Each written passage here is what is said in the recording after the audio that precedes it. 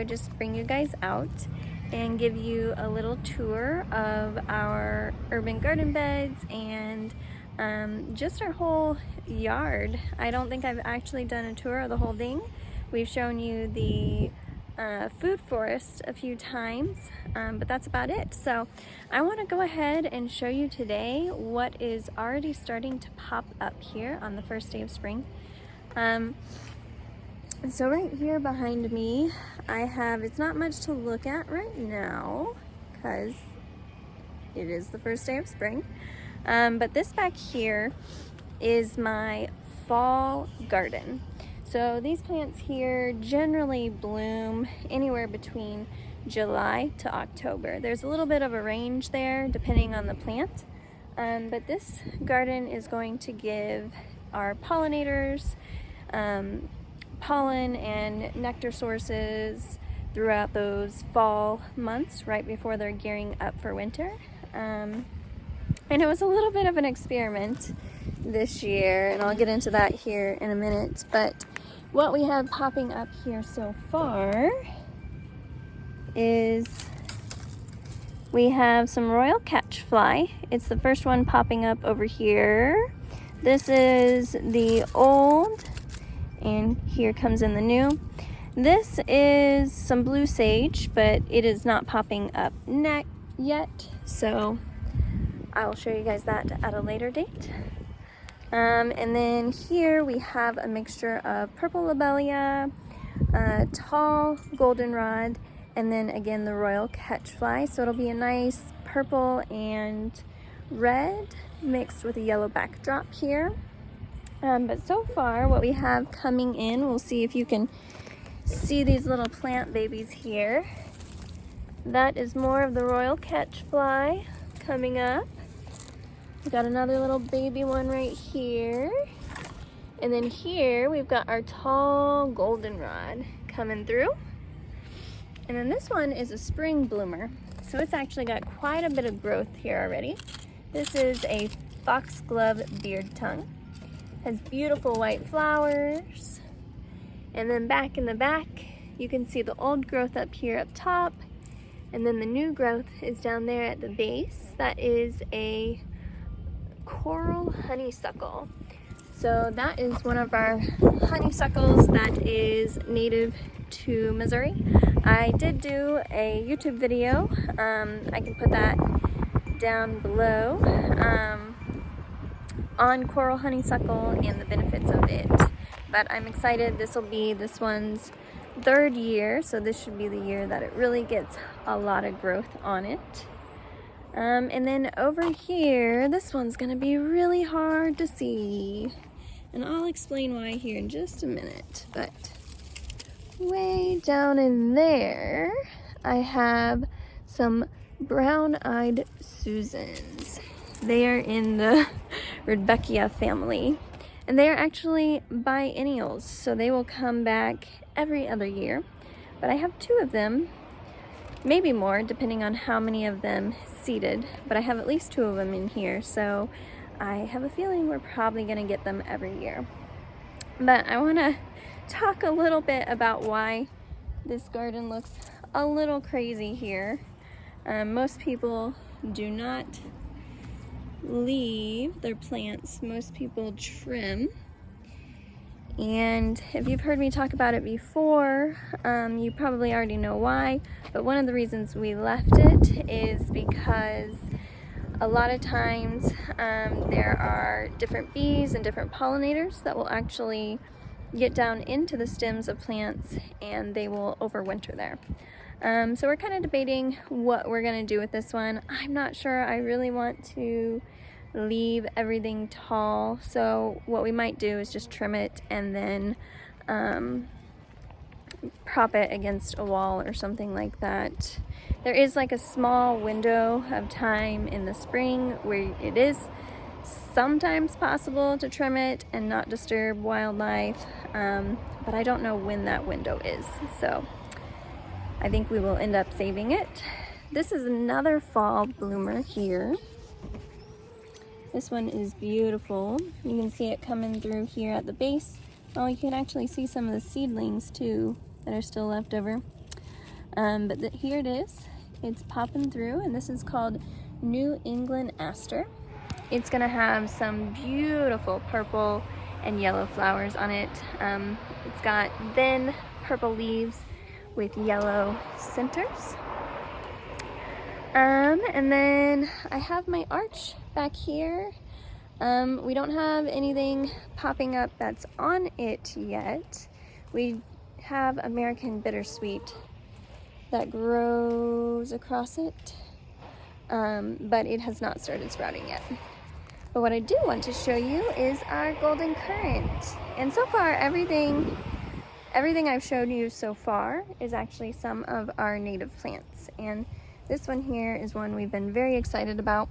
This is its 3rd year. There's Kinsey. Hi, Kinsey. You just want to be a part of the video? She's been following me around a lot lately. I think she's just needing some extra attention. Yeah, you tell us about it, pretty girl. I know. So this here is golden currant, and as you can see, it is starting to green up a little bit. I posted a picture of it on my Instagram page, but now it's really starting to show its green even more. Here's another one. You can just see how it's starting to open up and fill in, and this one is just gonna be so much fun. The berries on it you can make into jams and things like that. They are edible, so we are really excited to do that. Hopefully this year. This will be the first year that it can actually produce fruit. And then I thought I'd just show you our setup over here. This is one of our rain boxes we have here to collect our water for all of our plants. And then over here, among our blackberries, now these are not native, but they are delicious. The chickens love them too. We have to pick them and harvest them before the chickens get to them, or we don't get to eat any. But we have another rain barrel over here, and then there's also one on the front of the house, but I'm not going to show you that one. And then this is our big honeysuckle that we have here. I love this thing. It is so beautiful, and the birds just love it to death. But there's not a lot to show on that one yet. It doesn't have a lot of new leaves. So just to give you a little bit more of the tour, we've got our arch, and then this here is going to be a big play circle. And there's the hubby. He's working in the yard today. So we've got our peach tree, and then we've got our swings here, and then we're gonna also have some plants up here. They haven't come in yet, but it's gonna form a nice little circle, like a secret garden type effect is what we're going for. So let's continue through the yard, and I'm gonna show you my absolute favorite garden, at least so far. Maybe that will change once we have our food forest has grown a little bit better. I also love this archway, nice little sitting area. It doesn't have anything growing up quite yet. Okay, the next thing I'm going to show you is this here is prairie blue-eyed grass. We have all of them caged right now because the chickens just wanted to dig them up. Oh, here we can say hi. Say hi to, I think we've decided to name her Luna. Hi, Luna. It'll be Luna Blackie. She is doing a little bit better, I think. She actually has been sitting down and sunning, which is wonderful. If you haven't seen on my page before, she has wry neck.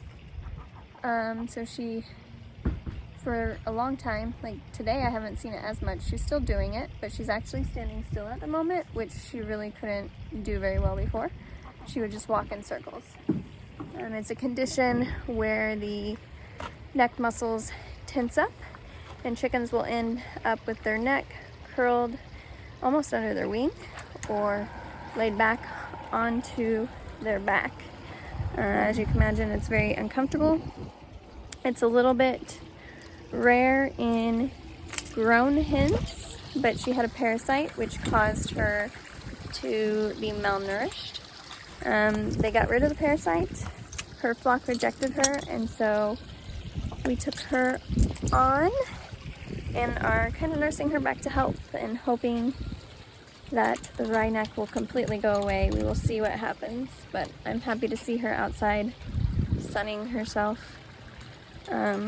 So this here is my favorite flower bed that I have. Sorry, obviously I'm not great at looking at the right spot. But this is my pond that I dug, and then my husband and a friend of ours helped me make the waterfall. I made it once, but it got a hole, and so it leaked, and I was very, very pregnant at the time, so they were very kind to redo it for me. I didn't actually have to do any of that part, but here is my garden. Got the waterfall. And then we've got several fish in here. We have not done our spring clean out yet. So there's a lot of stuff in there. It's a little hard to see them. It's still cold, but they're starting to come up to the surface a little bit more. Who knows how many fish are in there. We bought, I think, 9, and last year we had 12, so who knows what'll happen now. But I want to show you what we've got here.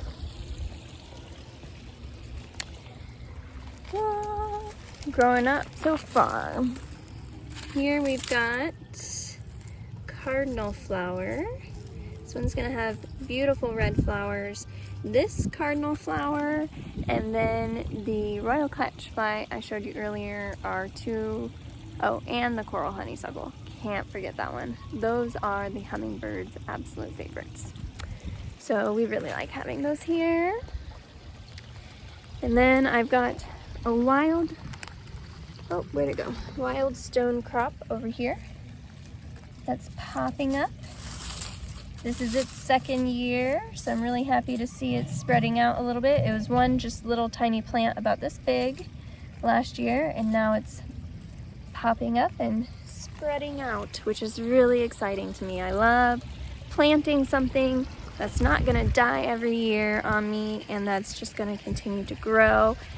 And some of them will continue to spread, which I really like. They'll fill in the spaces.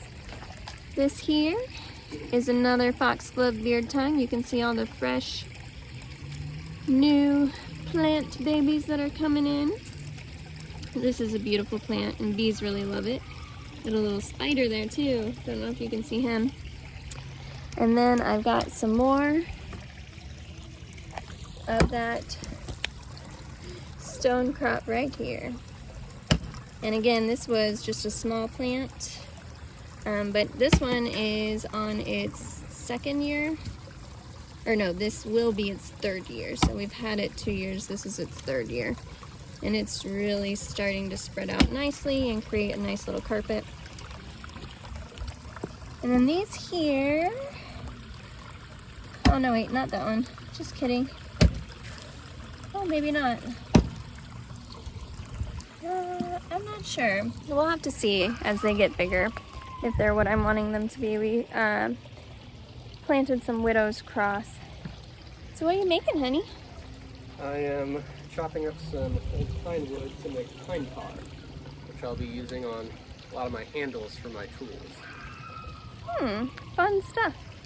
If you couldn't hear that, he's making pine tar from pine, so he's chopping that all up right now. Here we've got yarrow. Yarrow, I feel like it's pretty commonly known. It gets tall and then has these little bitty flowers on it that are white. Absolutely beautiful.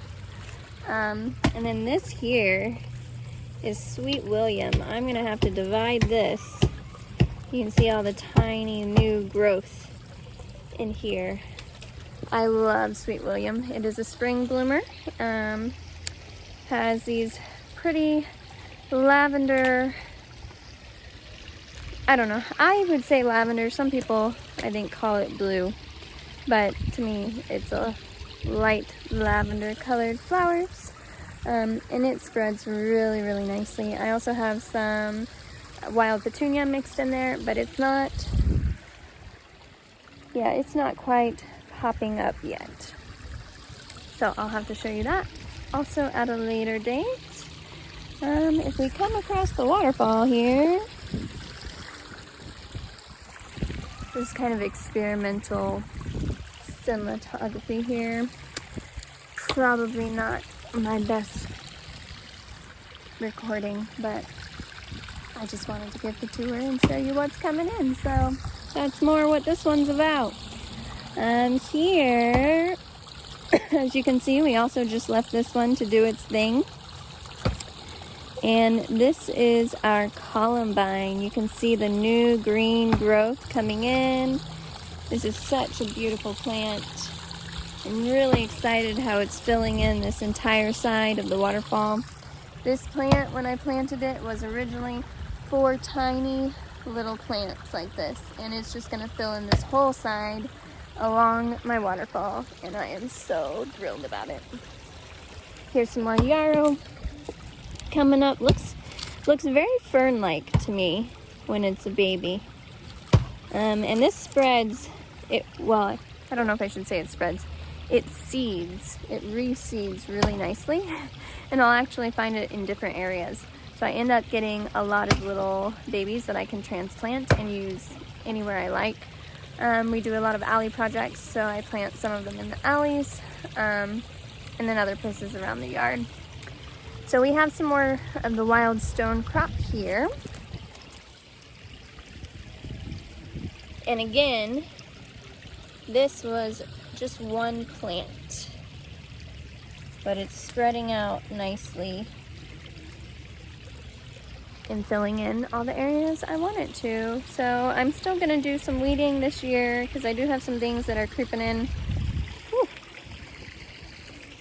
That's smoke. That I don't exactly want here, but that's okay. So this is one of my absolute favorites. You just kind of see the green of it poking up here and there. There will probably be more of it as the leaves decompose and rains come and spring continues on. Then we'll probably get to see more of it pop up. But I'm going to actually use, it's one of the few botanical names that I know. It is Coreopsis pubescens. And the reason I know it so well and can remember that one so much is because, like I said, it's one of my favorites. But the common name, star tickseed, is used a lot. I bought this plant and it took a while for me to get the right identification. Because when I bought it, it only said star tickseed, and I kept looking up star tickseed, and I would find various Coreopsis plants that were labeled with star tickseed. So this one specifically is Coreopsis pubescens. I love it. It is one of my favorite. It's gonna have little yellow flowers, and I just come in and I cut them, and you will get tiny bouquets out of them, these pretty yellow flowers. And with trimming them like that, they will last, or at least mine lasts. I'm in Kansas City, Missouri. Mine usually lasts well into October. So it'll start to bloom usually for me around May or June. And then I get blooms out of it all the way until October. Sometimes a little later, just depending on how much trimming I do. So that is our pond. Sorry, that was not a very good view. Let's do that again. That was our pond. My oldest and probably my best flower bed so far. To be fair, the first one I showed you is only a year old, so I don't really know what it's going to look like. But this one is my pride and joy. I wanted a pond for for so long, and then we just made it happen. All right, last one I'm going to show you for today is back behind our fence. And this one, we just wanted to nicen up the alleyway a little bit, so we just threw a bunch of seeds and a bunch of plants in here. And we have a lot of prairie coreopsis that are popping up here. You can see most of the green you see here is this prairie coreopsis, along with a little bit of clover. We put the clover in here not realizing we would want to do a native clover. So we'll probably let that peter out and then replace it with some other native plants. But among it, we've got the coreopsis, and then we've got our native strawberry here. And it's filling in quite a bit too. That one is a really nice ground cover because it will just go and go and go. I planted it originally in my pond flower bed, but got rid of it because, well, not got rid of it, but moved it out, transplanted it, simply because I didn't want it taking over my flower bed. And then the last one we have that's coming in, well, we got some more coreopsis over here, but then this here is purple poppy mallow. And it's going to have some beautiful, beautiful, oh my goodness, fuchsia. Thank you. Yeah, you told me that. Thank you. No, it's got some beautiful fuchsia flowers on it that are usually among my butterfly weed if that grows in. We'll see if that comes back or not. But we have a lot more that should be coming in over the course of the season. I'll be excited to show a little bit more. Probably will be shorter videos because this one ended up being kind of long. But this is also the initial tour. So that was behind the fence in the alley. And then here is kind of our chicken area. We've got the chicken run. We've got a composter. We've got our wood. We got to do some cleanup. Our coop. This is usually a play area, but right now it's kind of become a work area for that man right there.